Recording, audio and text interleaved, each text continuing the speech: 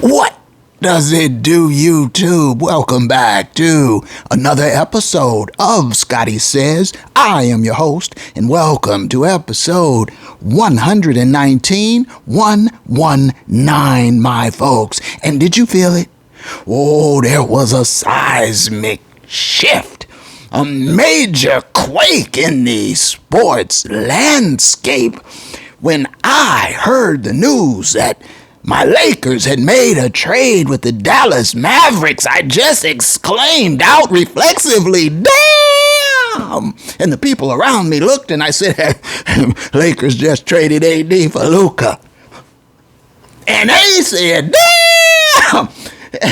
I mean, listen, you know that I have been a little rough on Anthony Davis. I call him the rubber band man Robin. He's got other nicknames. They call him Street Clothes. And, well, listen, I've got a lot to say about my Lakers, and there is an upcoming Lakers episode that I am working on, but I wanted to wait until after the trade deadline, and I'm glad I did because there is a whole lot of shaking going on. And so that episode will be upcoming, but this episode, my folks, this is my pre-Super Bowl special. And, you know, I've long promised an abbreviated episode with brevity, and this one I am certain will be it. And so I want to just update you on where things stand with my predictions and then go into the final prediction on this NFL season. But as you know, I have been touting for some time now a discovery I made. I called it the 25-30 principle. And I come to you every week, every episode, and I tell you that the golden rule, the new golden rule of football is my 25-30 principle. And I've told you for some time now that it is essentially infallible. It never fails. It holds up week in, week out. How much evidence do you need? And so I keep coming. And here it is, yet again, on the brink of the Super Bowl. Championship weekend, we saw the final four teams play. And do you know, my folks, that my 25-30 principle held up across both championship games yet again, and still undefeated. And so I'm proud of the discovery. I know there have been some who have poo-pooed the principle, but it doesn't fail. And as I've said before, it is not magic, it is math.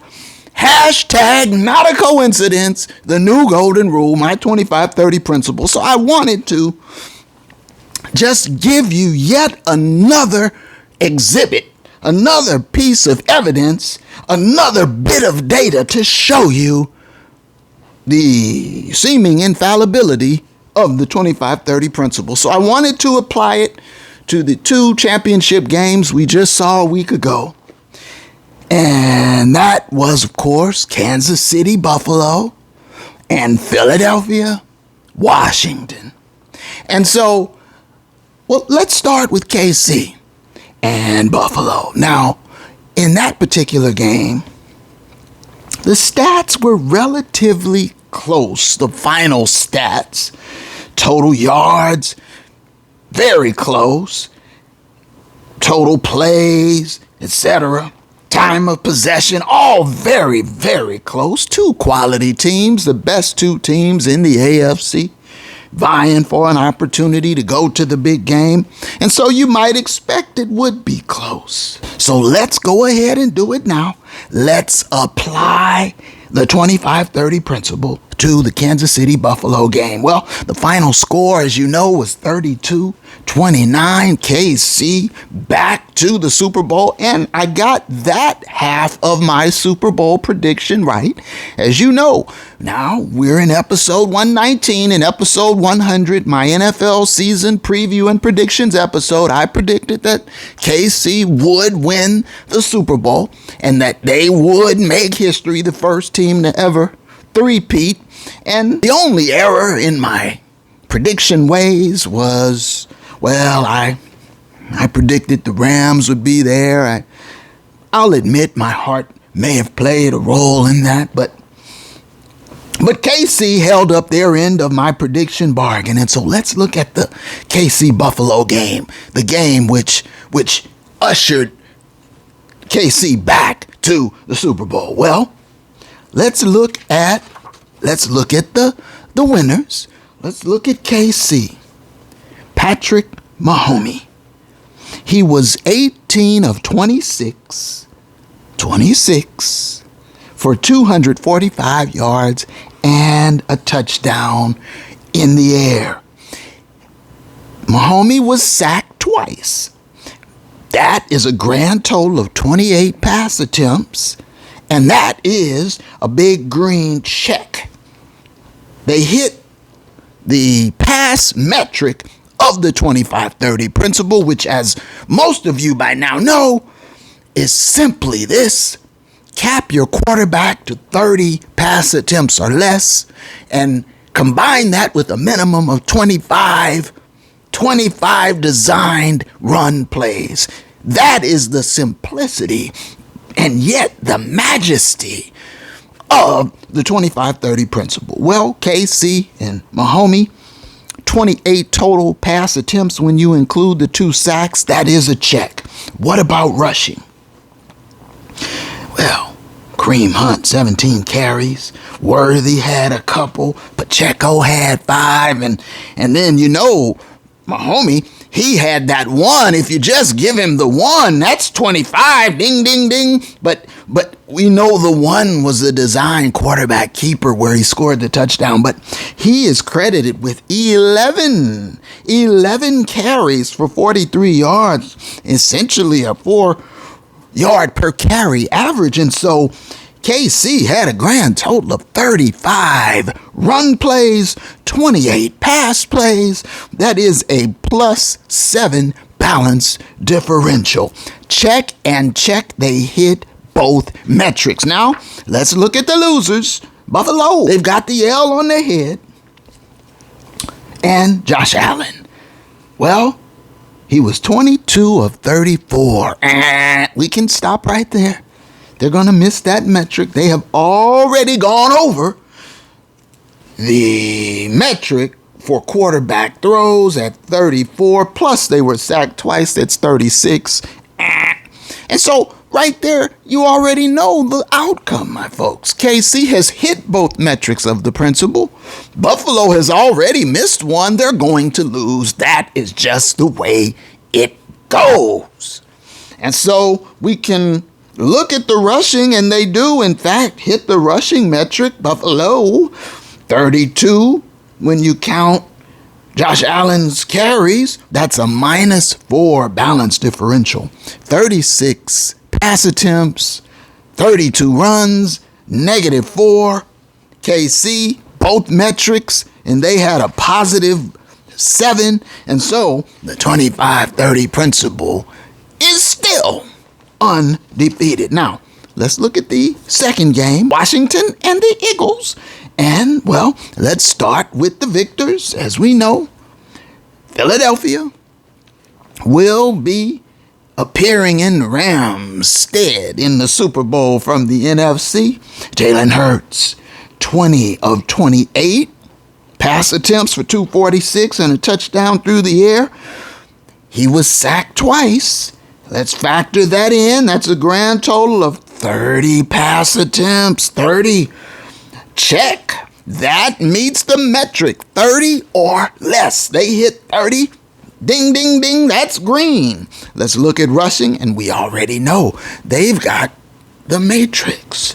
But let's take a look Saquon Barkley, the Matrix. 15 carries for 118, about an 8-yard per carry average. Woo, woo!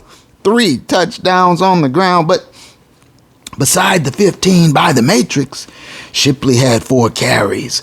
Goddard had a couple. Gainwell had 3. Pickett had, and then Jalen Hurts himself, 10 carries. Well, he didn't gain much, but that is a grand total of 36 run plays. That's a +6 balance differential. And so Philly hits both metrics, check and check, with a +6 balance differential. And let's start by looking at Washington, the Commanders. Jaden Daniels, 29 of 48. 48! And we don't really have to go any further, do we, my folks? We know the outcome here. 48 pass attempts for the Rookie of the Year, Jaden Daniels. Plus, he was sacked 3 times. That's 51. And there was yet another pass thrown, 52 total passes thrown by Washington. That is a recipe to have an L on your head, which they do. And, well, rushing, we can take a peek at it. Jaden Daniels, 6 carries, 48, 8 yards a pop. Great. Robinson had 11. Austin Eckler had 8. 25. So they hit that metric. They hit one, miss one. So they had a -27 balance differential.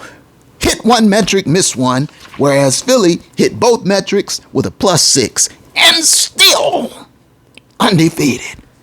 The golden rule of football. My 25-30 principle. I found it, and I'm proud of it.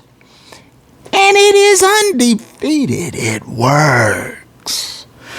So, enough said there, my folks. Let's just turn our attention to the upcoming big game and my prediction. Well, first of all, unfortunately, I won't be able to duplicate my 10-3 prediction mark from last year. Last year's postseason, as you know, there are 13 postseason games. I went 10-3 last season. Well, this season, unfortunately, I am already at 8-4. 8-4. And so the best I can do is 9-4 by calling the Super Bowl correctly, and I intend to do just that. And, well, there's no real surprise here because I've already told you my prediction from 19 episodes ago. So, yes, cut right to the chase. Against almost any other team in the NFL, I would probably lean towards Philly. Their defense is top ranked. Their run game is second to none with the Matrix. Their quarterback doesn't make mistakes, doesn't turn the ball over. I mean, they've got everything you need. It's just one little bit of a problem, and that is they're playing against my homie. And I told you a year ago, I've learned my lesson betting against my homie. I mean, the man, in an attempt to three-peat, went 15-1 before they rested the starters. 15-1, and all season long, all they said was, "What's wrong with my homie? What's wrong with KC?" 15-1, well, that's not bad. And you're 2-time defending Super Bowl champions, that's damn good. And so now here it is, 1 game to immortality. Well, no, I'm not going to bet against them, although I do like what Philly does. And if there was a team that could upset them, it would be Philly. And so I won't be devastatingly shocked if somehow Philly manages to figure out a way to dethrone my homie, but I don't expect it will happen. And so my prediction is KC will three-peat. And so, you see, my folks, there it is. Finally, I'm happy to report we've got a shorty in for you. And so what I'm going to ask you at this point to do is throw me one of these, please. Like the video. Subscribe if you haven't already. Leave me a comment. Let me know what you're thinking. And by all means, stay tuned for an upcoming Laker episode. Oh, it will be a doozy. Trust and believe. But until the next one, which won't be too long from this one, because we'll be back on the other side of the Super Bowl, and then, of course, before the All-Star break in the NBA. And so until then, my friends, Scotty says, thanks for watching. One love.